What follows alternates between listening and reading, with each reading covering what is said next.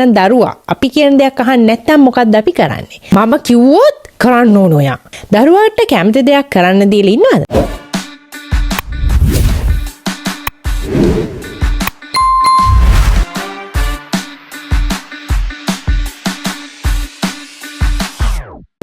අයිබෝන් Australian පැරන්ටින් series එකේ episode 5ට ඔයාලා හැමෝම ආදරයෙන් පිළිගන්නවා. අද අපි කතා කරන්න යන්නේ පේරන්ටින් වලදී ගොඩාක් අයට කන්ෆියුස් වෙන ටොපික් එකක් ගැන. අපි නිතරම අහනවනේ දරුවන්ට ගහන්න එපා, දරුවට කෑ ගහන්න එපා, දරුවට සැර කරන්න එපා. ඉතින් පොසිටිව් පේරන්ටින් කරන්න කියලා කියනවනේ, ආදරෙන් කතා කරන්න මෙහෙම කියනවනේ. හරි. නම් දරුවා අපි කියන දෙයක් අහන්නේ නැත්නම් මොකද්ද අපි කරන්නේ?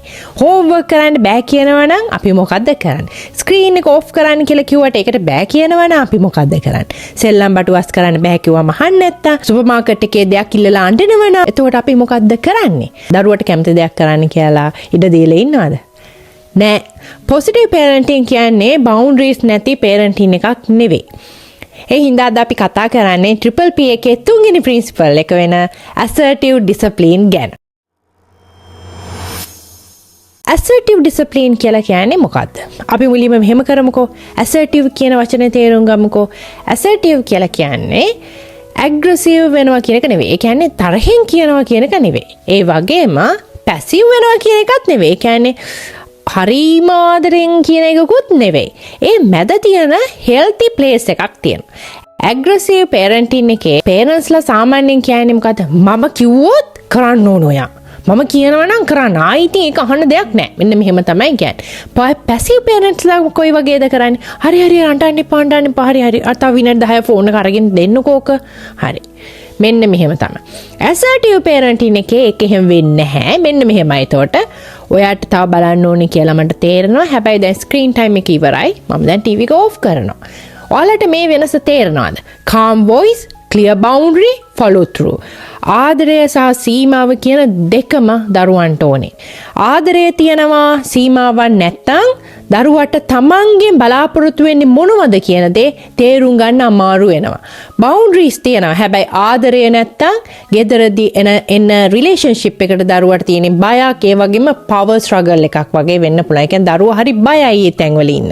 ඒ නිසා අපි කියන්නේ ආදරයත් සීමාවත් එක්ක පේරන්ටින් එක. මම ඔයාට හරිම ආදරෙයි. හැබැයි ඔයාගේ මේ බිහේවියර් එකට මට ඕකේ කියන්න බෑ. මෙන්න මේ විදිහට.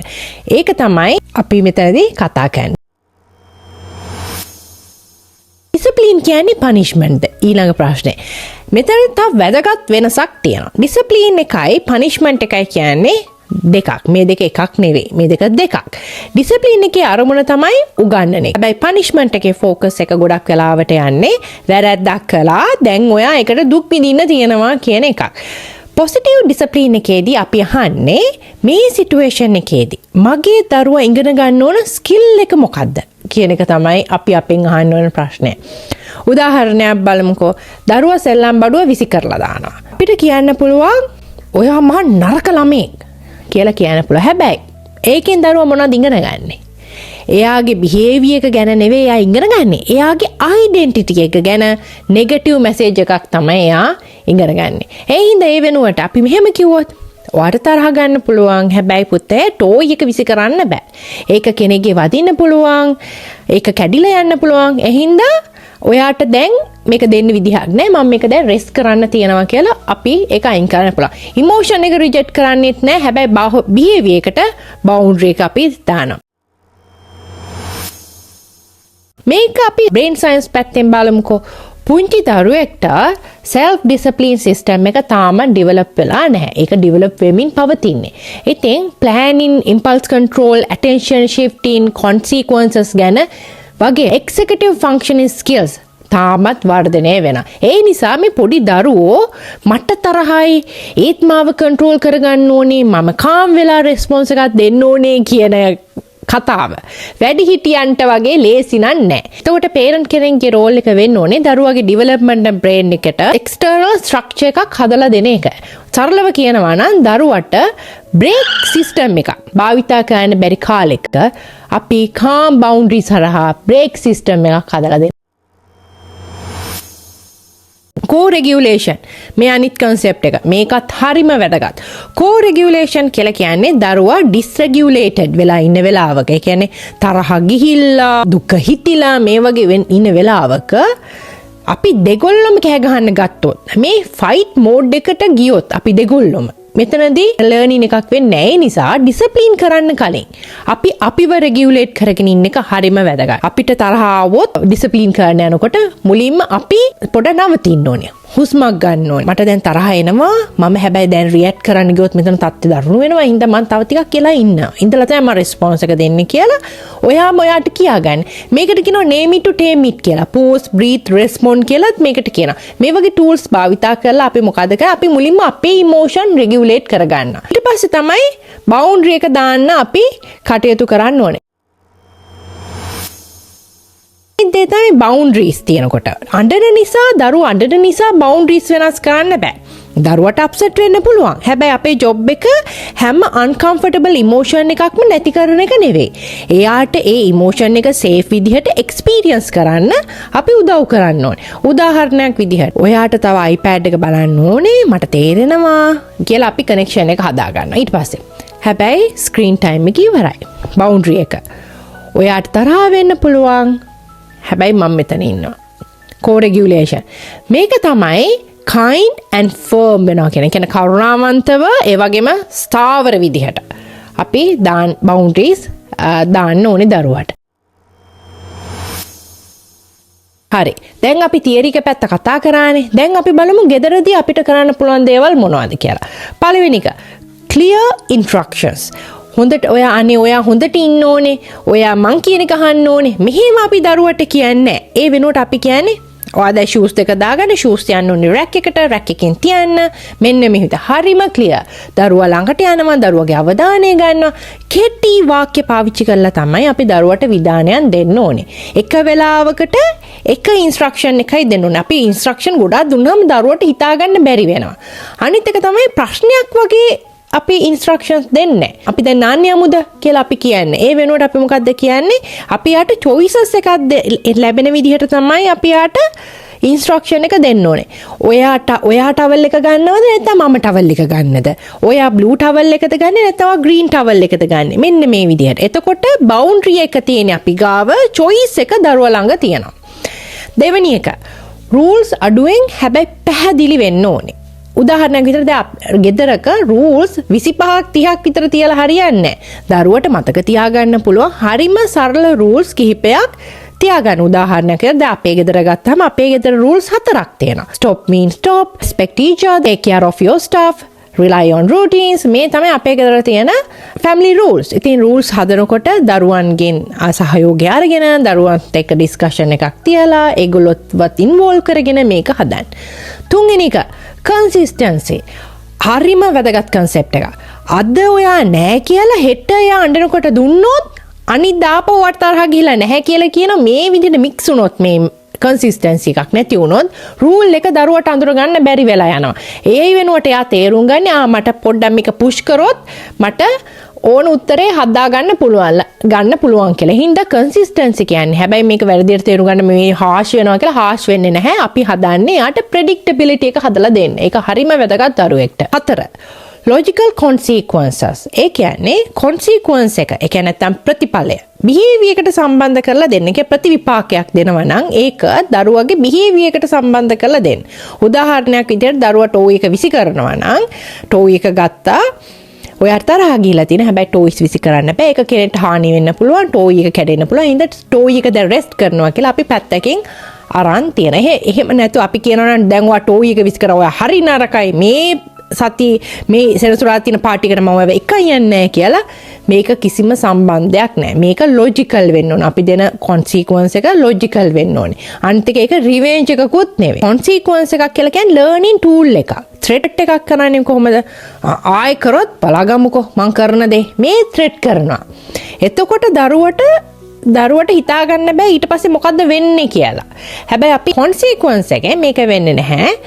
වතුර තියෙන්න ඕනේ කප් එකේ. ඔයා කප් එකේ තියෙන වතුර ටික එහෙම විසි කරනවා නම් මට සිද්ධ වෙනවා කප් එක ගන්න. මෙන්න මේ විදිහට තමයි අපි boundaries consistency එක තියා අපි threat කරන්නේ නැහැ දරුවට. ඊළඟට phrase after cooperation. ඩිසිප්ලින් කියන්නේ වැරදි බිහේවියර් එක නවත්තලා ඉවර කරන එක විතරක් නෙවෙයි. කරෙක්ට් බිහේවියර් එක ආවම නෝටිස් කරන්නත් ඕනේ. ඒ කියන්නේ උදාහරණයක් විදිහට අම්මා කිව්වහම ෆෝන් එක දැන් ස්ක්‍රීන් ටයිම් ඉවරයි කියලා දරුවා ටීවී එක ඔෆ් කරනවා නම් අපි මොකද කරන්න ඕනේ? ඒක නෝටිස් කරන්න ඕනේ. ඔයා මම කිව්ව එක අහලා ටීවී එක ඔෆ් කරා. thank you කියලා කියන්න ඕනේ. එතකොට හතරේදී කතා කරපු මේ පොසිටිව් ලර්නින් එන්වයරන්මන්ට් කියන එකේ අපි මේ ගැන කතා කරා. එතනදී තමයි දරුවත් එක්ක අපි කනෙක්ට් වෙන තැන. උදාහරණයක් ගමුකෝ අපි අවුරුදු 8 දරුවෙක් ගේම් එකක් ප්ලේ කර ඉන්නවා. අම්මා කියනවා ඕෆ් කරන්න කියලා. දරුවා කියනවා බෑ. මට තව එක ගේම් එකක් කරන්න ඕනේ. අනේ මට එකක් දෙන්න එකක් කියලා. අම්මට තරහ යනවා. හැමදාම ඔහොමයි. මම මේ ෆෝන් එක කඩලා දානවා. මේක මල කරදරයක් වෙලා තියෙනවා. මෙන්න මෙහෙම තමයි කරන්නේ. දැන් මොකද්ද වෙන්නේ? දැන් වෙන්නේ ප්‍රශ්නයක් ගැටුමක් ඇස්කලේට් වෙලා එන එක.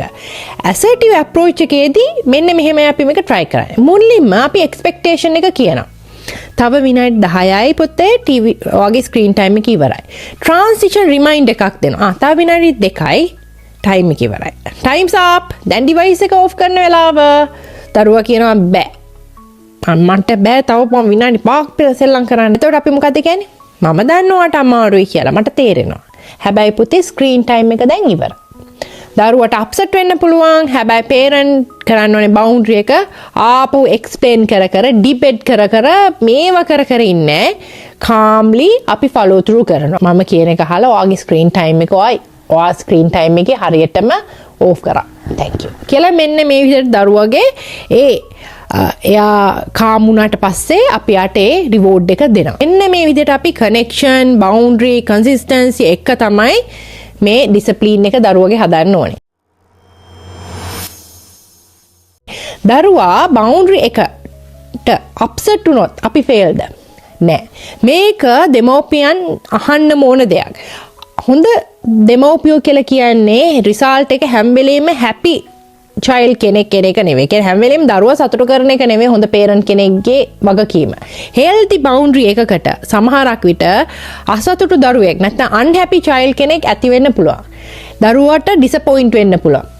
ඒක කමන්නේ. දරුවා හැන්ඩල් එතනින් ඉගෙන ගන්නවා දරුවා ඩිසපොයින්ට් එක හැන්ඩල් කරන්න, ටොලරේට් කරන්න, පේෂන්ස් එක, ෆ්‍රස්ට්‍රේෂන් හැන්ඩල් කරන්න මේ ඔක්කොම ස්කිල්ස් එතනදී ඉගෙන ගන්නවා. ඉතින් ඒවත් දරුවාට අවශ්‍ය කරන ස්කිල්ස්. මේවත් දරුවා ඉගෙන ගන්න ඕනේ. දරුවා නෑ කියන එක දරා ගන්න පුළුවන් හැකියාව දරුවගේ තියෙන්න ඕනේ. මේක රෙසිලියන්ස් එක බිල්ඩ් කරන එක පොයින්ට් එකක්. ඒක නිසා ඒක අවස්ථාව දරුවට ලබලා දෙන්න. අනිත් දේ තමයි මේ පොසිටිව් පේරන්ටින් කරොත් ළමයා මේ ඔලු උඩින් යනවා කියලා කතාවක් තියෙනවා. පොසිටිව් පේරන්ටින් කියලා කියන්නේ පර්මිසිව් පේරන්ටින් නෙවෙයි. මේ දෙක පටල ගන්න එපා. ගොඩක් අය හිතන්නේ මේ පර්මිසිව් පේරන්ටින් කියන්නේ මේ පොසිටිව් පේරන්ටින් කියලා. පර්මිසිව් පේරන්ටින් කියලා කියන්නේ ඕන දෙයක් දරුවට කරන්න ඉඩ දීලා දරුවගේ සතුට ගැන හිතලා දෙමව්පියෝ ඔහේ කටවහගෙන ඉන්න එක. පොසිටිව් පේරන්ටින් එකේ මේක වෙන්නේ නැහැ. මොකද අපි බවුන්ඩරිස් දානවා දරුවට. එහෙම දරුවගේ කැමැතිම විදිහට නටන්න බෑ. නරක දේ නරකයි, හොඳ දේ හොඳයි. ඉතින් අපි දරුවට දරුවගේම ආසාවට එයාගේම කැමැත්තට ඉඩ දෙනවට වඩා අපි කරන්නේ යාව හොඳ විදිහට බිහේව් කරන්න උගන්නන එක. එවිඩන්ස් බේස් පොසිටිව් පේරන්ටින් අප්‍රෝචස් වල බවුන්ඩරිස්, එක්ස්පෙක්ටේෂන්ස්, රූටින්ස්, කන්සිස්ටන්සිස් කියලා જાති තියෙනවා. ඒ නිසා මේ kindness without boundaries නෙවෙයි මේ කියන්නේ. control without connection උත් නෙවෙයි අපි මේ කියන්නේ. අපි කියන්නේ ආදරයක් තියෙන්න ඕනේ. හැබැයි ස්ට්‍රක්චර් එකක් තියෙන්න ඕනේ. බවුන්ඩරිස් තියෙන්න ඕනේ. මේක තමයි මේ කියන්නේ. අපි මෙච්චර අපිට තරහ යන්නේ ඇයි මේ දරුවා දෙයකට බෑ කිව්වම. සමහරක් වෙලාවට බිහේවියරකට වඩා අපේ ඉන්ටර්ප්‍රිටේෂන් එක ට්‍රිගර් කරනවා. ඒ කියන්නේ එයා මට රෙස්පෙක්ට් කරන්නේ මගේ කන්ට්‍රෝල් එක, මගේ ඇතොරිටි එක දැන් මට නැති වෙගෙන යන්නේ. මම හොඳ පේරන්ට් කෙනෙක් නෙවෙයි කියලා මෙන්න මේවා අපිට දැනෙනවා. මෙන්න මේවා දැනෙනකොට අපි ඩිසිප්ලින් කරන්නේ දරුවගේ ස්කිල් එක උගන්වන්න නෙවෙයි. ඊට පස්සේ අපි ඩිසිප්ලින් කරනවා කියලා කරන්නේ දරුවට ඩිස්කම්ෆර්ට් එක හදලා දෙන එක. ඉතින් හැබැයි ඒක හරියන්නේ. ඒ නිසා ඊළඟ වතාවේ ට්‍රිගර් එකක් එනකොට අහන්න මම මගේ දරුවට අවශ්‍ය වෙන ස්කිල් එක මොකද්ද? මම මගේ දරුවට පෙන්වන ස්කිල් එක මොකද්ද? මම දෙන්න යන ස්කිල් එක මොකද්ද කියලා බලන්න. පේරන්ටින් රෙස්පොන්ස් එක ඔයා වෙනස් කරගන්න. assertive discipline එක මතක තියාගන්න පුළුවන් හරිම සරල ෆෝමියුලා එකක් තියෙනවා. ඒකට කියනවා connect, limit, guide and follow through.